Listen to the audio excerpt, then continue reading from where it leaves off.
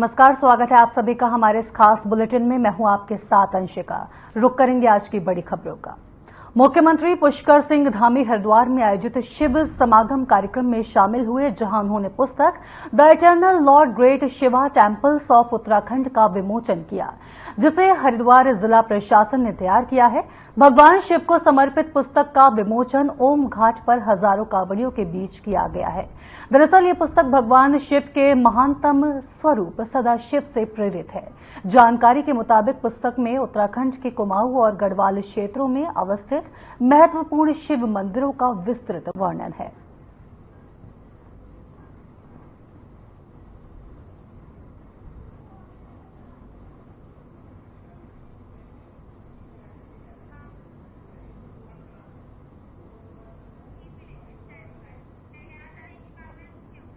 मुख्यमंत्री पुष्कर सिंह धामी ने हरिद्वार पहुंचकर कांवड़ यात्रियों का जोरदार स्वागत किया। सीएम ने इस दौरान कांवड़ यात्रियों के पैर धोकर उन्हें गंगा जल भेंट किया।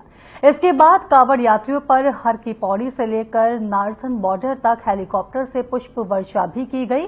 सरकार के इस प्रयास से लाखों की संख्या में कांवड़ यात्री उत्साहित नजर आए। मुख्यमंत्री के साथ साथ हरिद्वार से विधायक मदन कौशिक और कई साधु संत भी मौजूद रहे। मुख्यमंत्री पुष्कर सिंह धामी ने कहा कि कांवड़ यात्रा को सुगम और सुरक्षित बनाकर सरकार इस यात्रा में कांवड़ियों का सहयोग बनकर काम कर रही है।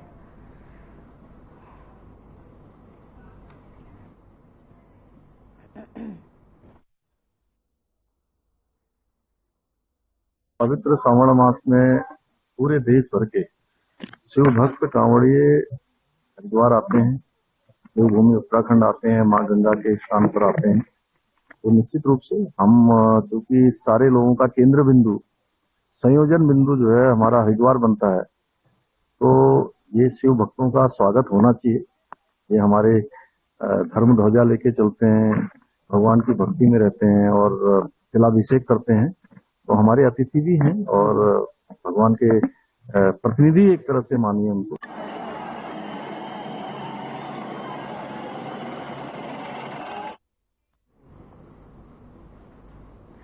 खबर उधम सिंह नगर के खटीमा से है, जहां उत्तराखंड सरकार की तरफ से अग्निवीर सैनिकों, पुलिस, फॉरेस्ट और अग्निशमन जैसे विभागों में 10% आरक्षण और शहीद सैनिकों के आश्रितों को 50 लाख रुपए अनुग्रह राशि दिए जाने को लेकर बीजेपी कार्यकर्ताओं ने मुख्यमंत्री पुष्कर सिंह धामी का आभार जताया और साथ ही साथ धन्यवाद व्यक्त किया। वहीं बीजेपी प्रदेश कार्यकारिणी सदस्य रमेश चंद्र जोशी ने धन्यवाद पत्र के माध्यम से मुख्यमंत्री धामी की तरफ से 10% आरक्षण दिए जाने और अनुग्रह राशि 10 लाख से बढ़ाकर 50 लाख किए जाने के इस ऐतिहासिक फैसले का स्वागत करते हुए कहा कि सभी राज्यों की सरकारों को अपने अपने राज्यों में इस तरह का निर्णय लेना चाहिए।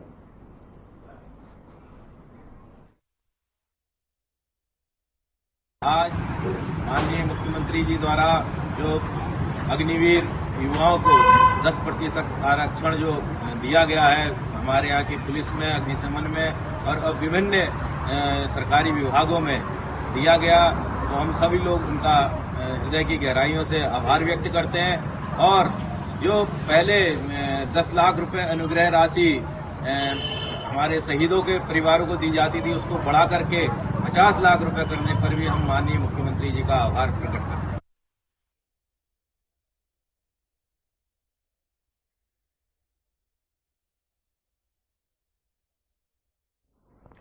कांग्रेस प्रदेश उपाध्यक्ष सूर्यकांत धस्माना ने मीडिया को जानकारी देते हुए बताया कि केदारनाथ प्रतिष्ठा रक्षा यात्रा की सफलता से भाजपा बौखलाई रही है। साथ ही इसी के चलते पर्यटन मंत्री सतपाल महाराज ने अब केदारनाथ धाम से सोना चोरी प्रकरण की जांच रिपोर्ट मांगने का दावा किया है। इसी के साथ उन्होंने कहा कि कांग्रेस के प्रदेश अध्यक्ष करण माहरा के नेतृत्व में चल रही यात्रा को जिस प्रकार जन समर्थन मिल रहा है, उससे भाजपा के भीतर घबराहट और बेचैनी बहुत बढ़ गई है।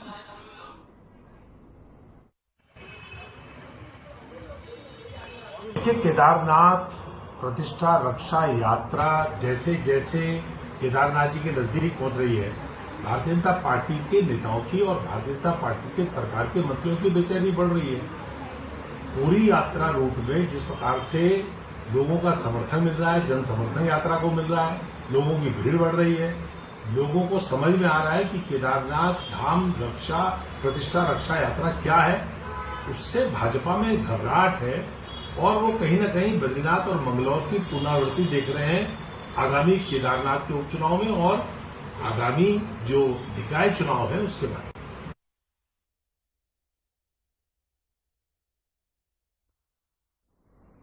भाजपा के मनवीर सिंह चौहान ने कहा कि काफी लंबे समय से 4 कैबिनेट मंत्रियों के पद रिक्त चल रहे हैं। उन्होंने कहा कि मंत्रिमंडल का गठन उत्तराखंड के मुख्यमंत्री एवं केंद्रीय मंत्रिमंडल का विशेष अधिकार है। मनवीर सिंह चौहान ने कहा कि भविष्य में इस पर मुख्यमंत्री या फिर केंद्रीय नेतृत्व कोई फैसला लेगा। आपको बता दें कि विषय नए मंत्री कौन बनाए जाएंगे इसको लेकर बना हुआ है। यदि देहरादून से एक मंत्री पद को हटाया जाता है तो निश्चित तौर पर उसकी भरपाई के लिए देहरादून से एक मंत्री को कैबिनेट में जगह मिल सकती है। लेकिन देहरादून से जिस चेहरे की चर्चा सबसे ज्यादा है वो है उमेश शर्मा काऊ। देखिए, हमारे राज्य में 4 कैबिनेट मंत्रियों का काफी लंबे समय से रिक्त चल रहा है, लेकिन मंत्रिमंडल का गठन माननीय मुख्यमंत्री जी का हमारे केंद्रीय नेतृत्व का विशेषाधिकार है। इसलिए इस पर भविष्य में कब और क्या निर्णय होगा ये आदरणीय मुख्यमंत्री जी और केंद्रीय नेतृत्व ही बता पाएगा। उत्तराखंड कांग्रेस की केदार बचाओ प्रतिष्ठा यात्रा पर बीजेपी सवाल खड़े कर रही है। वहीं भाजपा प्रदेश मीडिया प्रभारी मनवीर सिंह चौहान का कहना है कि कांग्रेस जिस तरह से अपने निजी स्वार्थ के लिए बाबा केदार के नाम का प्रयोग कर रही है, बाबा केदार उन्हें कभी माफ नहीं करेंगे। जबकि कांग्रेस के तमाम नेता करण माहरा को हटाने की मांग करते आ रहे हैं। वहीं दूसरी तरफ कांग्रेस के प्रदेश महामंत्री नवीन जोशी ने कहा कि बीजेपी के नेताओं को शर्म आनी चाहिए, क्योंकि हिंदू धर्म करोड़ों लोगों की आस्था के प्रतीक केदारनाथ धाम के प्रतीकात्मक रूप का दिल्ली में उद्घाटन किया गया है। देखिए, भारतीय जनता पार्टी के नेताओं को शर्म आनी चाहिए। हिंदू धर्म के करोड़ों लोगों की आस्था का प्रतीक केदारनाथ धाम, सबसे पहले तो आपने उसके नाम से दिल्ली में उसका उद्घाटन कर दिया। नंबर 2, केदारनाथ के अंदर से 230 किलो सोना चोरी हो गया, उसके बारे में आप कुछ नहीं बोल रहे हैं। और आज जो यात्रा निकल रही है, यात्रा का आप विरोध कर रहे हैं। दिल्ली केदारनाथ धाम के नाम से आज भी QR कोड वहां पे जो लगाया गया है, उसमें अगर QR कोड में हम पैसे डालते हैं तो दिल्ली के ट्रस्ट को जा रहा है केदारनाथ धाम के नाम से। ये 420 हो रही है। मुख्यमंत्री जी ने जरूर कहा कि हम इस पे सख्त कानून बनाएंगे, लेकिन ये जो फर्जी तरीके से पैसा उनके अकाउंट में जा रहा है, उनके खिलाफ कार्रवाई कौन करेगा? कांग्रेस के नेता और कांग्रेस पार्टी जिस तरह से भगवान को भी राजनीति में घसीटने की कोशिश कर रहे हैं। भगवान केदारनाथ जी भगवान शिव के साक्षात स्वरूप हैं। जागृत स्वरूप में भगवान केदारनाथ में भगवान शिव विराजमान हैं और भगवान शिव को भी कांग्रेस पार्टी के लोग राजनीति में घसीटने की कोशिश कर रहे हैं अपने निजी स्वार्थों की प्राप्ति के लिए। जिस प्रकार से कांग्रेस के अध्यक्ष के खिलाफ कांग्रेस में हटाने की मुहिम चल रही है और अपनी कुर्सी बचाने के लिए और केदारनाथ के उपचुनाव को देखते हुए कांग्रेस के अध्यक्ष यात्रा पर निकले हैं, तो मुझे लगता है भगवान केदारनाथ जी कभी। टनकपुर महाविद्यालय में छात्र छात्राओं ने रिक्त प्रोफेसर की नियुक्ति किए जाने के संबंध में प्राचार्य को मुख्यमंत्री और उच्च शिक्षा निदेशालय के नाम पर ज्ञापन सौंपा है। साथ ही उन्हें अवगत कराया है कि महाविद्यालय में अंग्रेजी, अर्थशास्त्र और अन्य विषयों के प्राध्यापक उपलब्ध न होने के कारण शिक्षण कार्य बाधित हो रहा है। साथ ही रिक्त प्रोफेसर की तत्काल नियुक्ति किए जाने की मांग भी की है और मांग पूरी न होने पर छात्र छात्राएं आंदोलन के लिए बाध्य होंगे।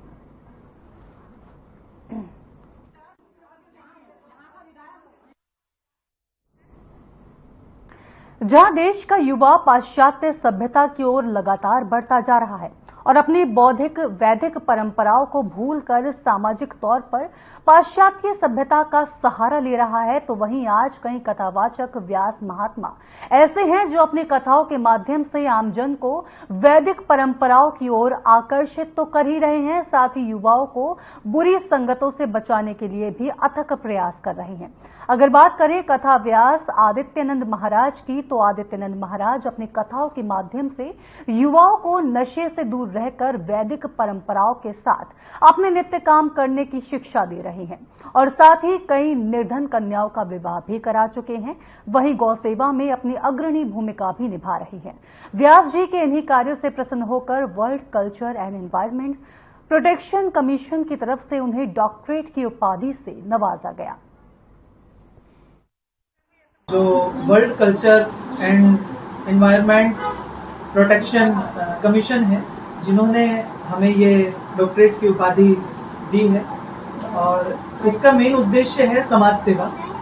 चूंकि जो हमारा श्री राधे कृष्ण आनंद धाम चैरिटेबल ट्रस्ट है वो निरंतर सेवाओं में लगा है, चाहे वो निर्धन कन्याओं का विवाह हो, चाहे वो गरीब बच्चों की शिक्षा हो, चाहे वो गौ सेवा हो या वृद्धों की सेवा हो या किसी प्रकार से भी सेवा हो। मेन उद्देश्य है सेवा। और फिलहाल रुक रहे हैं एक छोटे से ब्रेक के लिए। ब्रेक के बाद जल्द हाजिर होंगे।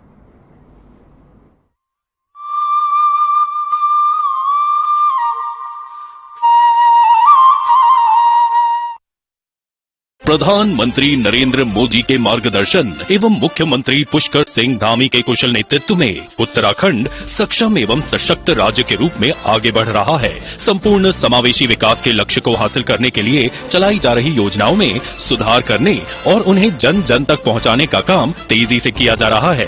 राज्य के उदीयमान खिलाड़ियों का खेल कौशल विकसित किए जाने एवं उनके खेल उपलब्धियों को बढ़ावा देने के उद्देश्य से मुख्यमंत्री उदीयमान खिलाड़ी उन्नयन योजना की शुरुआत की गई है। योजना का लाभ प्रदान करने हेतु खिलाड़ियों का चयन ट्रायल्स के आधार पर किया जाता है। जो सरकार ने स्कीम चलाई है, ये मेरे लिए और मेरे घर वालों के लिए बहुत फायदेमंद है, क्योंकि पहले मेरा खेल में इंटरेस्ट नहीं था और अब मैं खेल में प्रोग्रेस कर रहा हूँ। मैं माननीय मुख्यमंत्री जी का बहुत बहुत धन्यवाद करूंगा और उत्तराखंड सरकार का भी। मेरा चयन मुख्यमंत्री प्रोत्साहन खिलाड़ी योजना में हुआ है। मैं सरकार का बहुत धन्यवाद करती हूँ कि उन्होंने इस योजना की शुरुआत करी है और हम जैसे खिलाड़ियों को एक रास्ता मिला है, हम अपने गेम में आगे बढ़ सके। स्कॉलरशिप से मुझे और मेरे परिवार को काफी फायदा हुआ है। गेम में हम काफी इम्प्रूवमेंट कर रहे हैं और मैं माननीय मुख्यमंत्री जी और उत्तराखंड सरकार का धन्यवाद करती हूँ। प्रत्येक जनपद द्वारा अपने अपने जनपद में चयनित खिलाड़ियों को प्रति माह 1 वर्ष तक छात्रवृत्ति प्रदान की जा रही है। 8 से 14 वर्ष के बालक बालिकाओं को इस योजना का लाभ लेने के लिए उत्तराखंड राज्य का स्थायी निवासी होना अनिवार्य है। इस योजना के शुरू होने से खिलाड़ियों में प्रोत्साहन के साथ ही राष्ट्रीय खेलों में रुचि बढ़ रही है। प्रदेश के खिलाड़ियों के लिए ये योजना अमृत तुल्य साबित हुई है। योजना सुचारू रूप से कार्यान्वित हो, इस पर प्रदेश सरकार द्वारा पूरा ध्यान रखा जा रहा है तथा इसकी नियमित मॉनिटरिंग भी की जा रही है। स्वच्छ, पारदर्शी और प्रभावी गवर्नेंस का दिख रहा है धरातल पर परिणाम। धामी सरकार, मजबूत इरादे, पूरे होते वादे।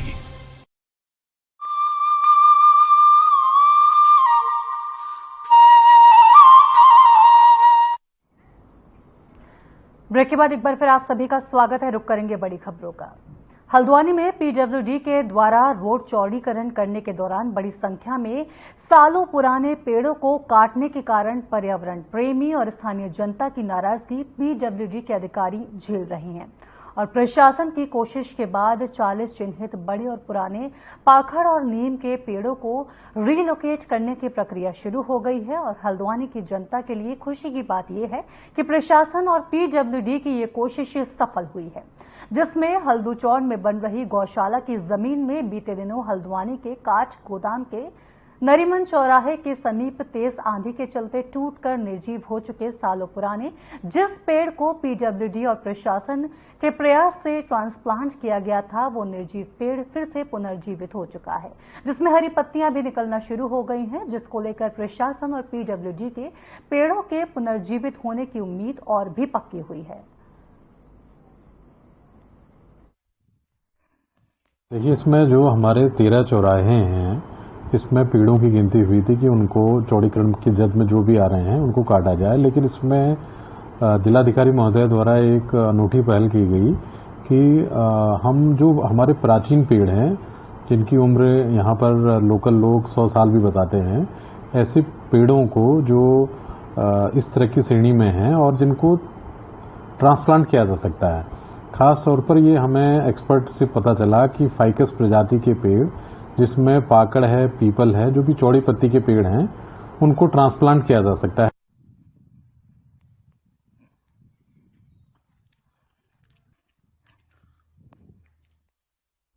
राष्ट्र से भ्रष्टाचार और रिश्वतखोरी को जड़ से खत्म करने और पीड़ितों को न्याय देने के लिए आए दिन समय समय पर तरह तरह के जागरूकता अभियान लगातार चलते आ रहे हैं।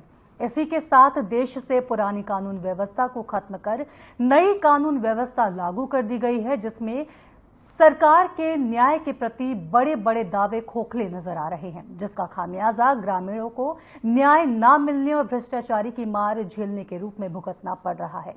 जहां जसपुर ब्लॉक में ग्राम विकास अधिकारी के पद पर तैनात और सरकार के अपने ही अधिकारी मनोज कुमार ने अपनी तानाशाही और नौकरीशाही और पद का दुरुपयोग करते हुए संविधान की अवहेलना की है।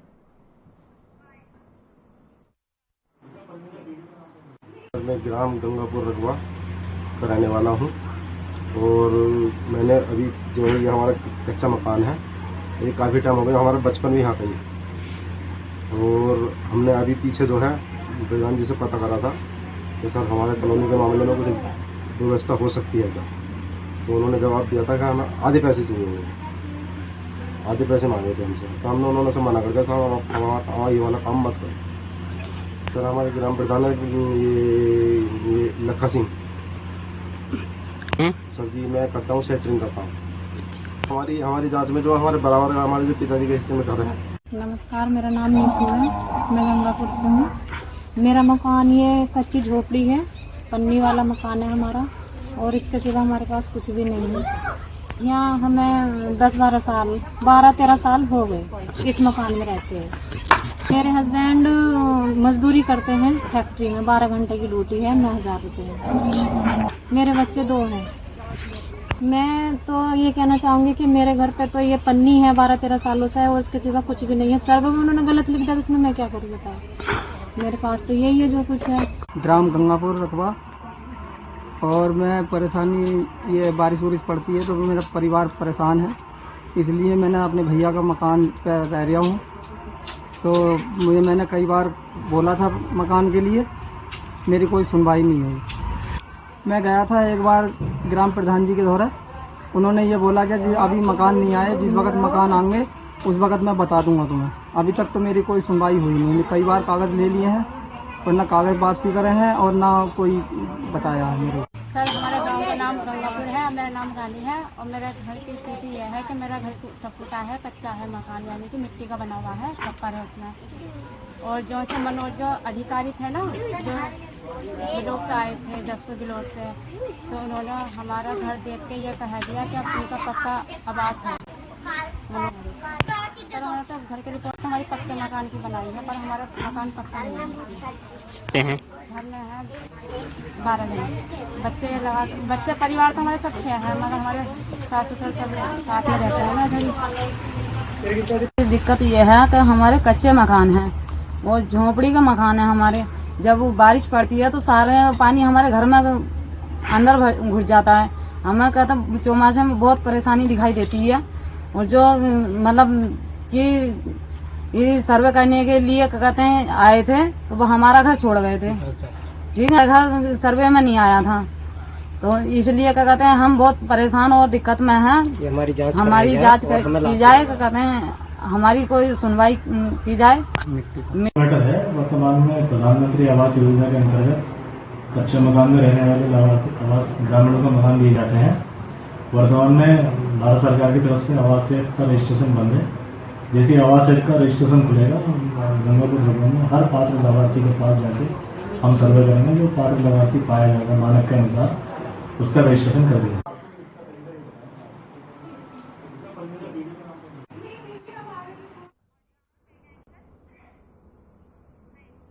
और फिलहाल यहाँ रुक रहे हैं छोटे से ब्रेक के लिए। ब्रेक के बाद जल्द हाजिर होंगे।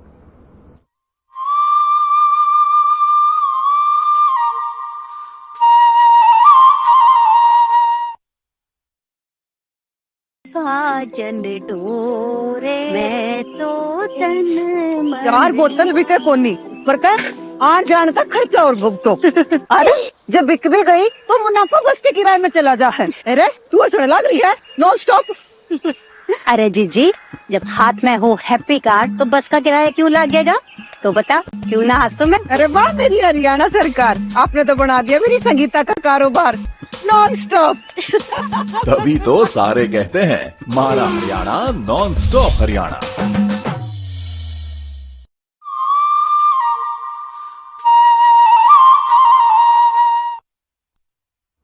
ब्रेक के बाद एक बार फिर आप सभी का स्वागत है। रुक करेंगे बड़ी खबरों का। सितारगंज में पोल्ट्री फार्म में कर्मचारी की सिर कुचलकर हत्या कर दी गई। पोल्ट्री फार्म के मालिक की सूचना पर पुलिस मामले की जांच पड़ताल में जुट गई है। पुलिस ने हत्या में इस्तेमाल किए गए प्रयुक्त पत्थर को बरामद कर लिया है। वहीं पोल्ट्री फार्म में काम करने वाला दूसरा कर्मचारी मौके से फरार है। पुलिस को दूसरे कर्मचारी पर आशंका है। पुलिस उसकी तलाश में जुट गई है। पुलिस ने शव को पोस्टमार्टम के लिए भेज दिया है।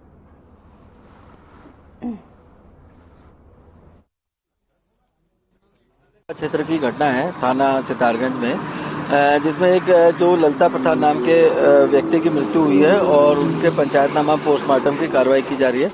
प्रथम दृष्टया जो मामला है इसमें संदिग्ध प्रतीत हो रहा है। उनके साथ एक और व्यक्ति था रात में जिसका नाम सुमन है और वो व्यक्ति कल से ही गायब है, तो उसको हम लोग जानकारी कर रहे हैं और विषय में एक तहरीर आ गई है। इसमें हमने कांवड़ यात्रा को सुचारू रूप से चलाने के लिए जिला प्रशासन लगातार एक्शन मोड पर काम कर रहा है। इस बात को लेकर देहरादून की जिलाधिकारी सोनिका मीणा ने कहा कि हमारी टीम अलर्ट मोड पर है और सभी विभागों को जरूरी दिशा निर्देश दिए जा चुके हैं। साथ ही उन्होंने कहा कि देहरादून से होकर कांवड़िए ऋषिकेश के नीलकंठ की तरफ जाते हैं तो उनके लिए हम पार्किंग की व्यवस्था के साथ साथ मेडिकल टीम और भोजन की व्यवस्था भी करवा रहे हैं।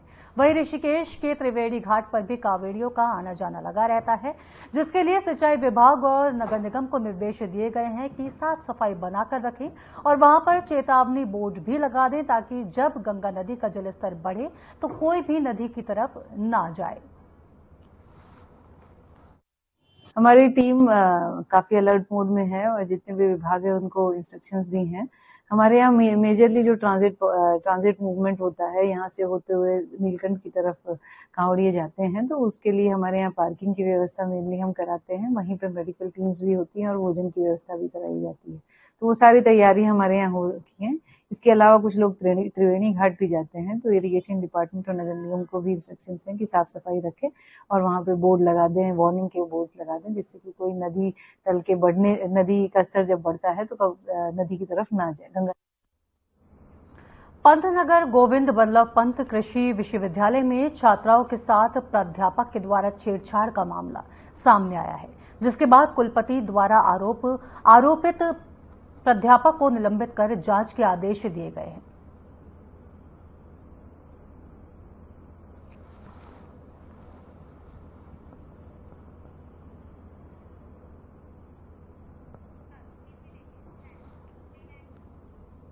बारह साल से फरार चल रहे कुख्यात गौकशी और अवैध पशु मांस तस्करों को दून पुलिस ने पकड़ने में कामयाबी हासिल की है।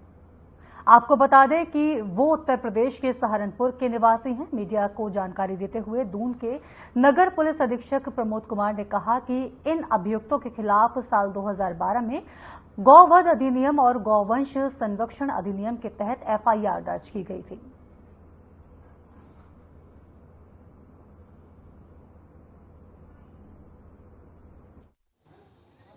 – 2012 में एफआईआर कायम हुई थी, जो कि गौवध अधिनियम और गौवंश संरक्षण अधिनियम जो है हमारा, उसके तहत पंजीकृत की गई थी।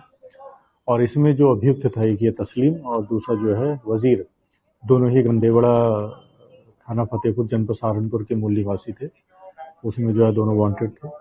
तो काफी प्रयास करने के बाद भी जो है इनकी अरेस्टिंग नहीं हो चुकी थी और जब चार्जशीट इनके विरुद्ध चली गई थी उसके बाद कोर्ट की कार्रवाई के बाद जो है इनको जो है इनामी घोषित किया गया था और इनके ऊपर दोनों के ऊपर जो है 5-5 हजार रुपए का इनाम था।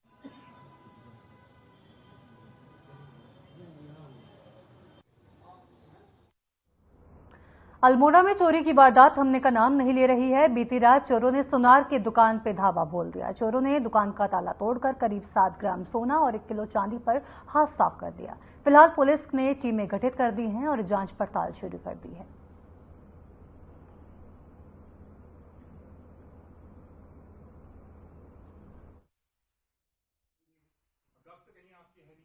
देखिए, ये अल्मोड़ा में हमारे जो खजांची मोहल्ला, वहाँ पर जो वर्मा जी की शॉप है, वहाँ पर ये कल रात्रि में ये घटना हो गई थी, जिसमें जो दुकान का शटर है उसके ताले तोड़कर अज्ञात चोरों के द्वारा उनके दुकान से करीब 6-7 ग्राम या उससे थोड़ा ज़्यादा सोना और लगभग 1 केजी के आसपास चांदी की चोरी की सूचना मिली है।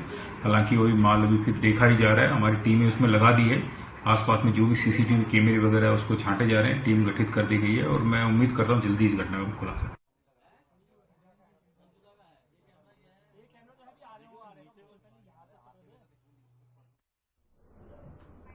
और फिलहाल इसी के साथ इस बुलेटिन में इतना ही। फिर होगी मुलाकात, तब तक के लिए नमस्कार।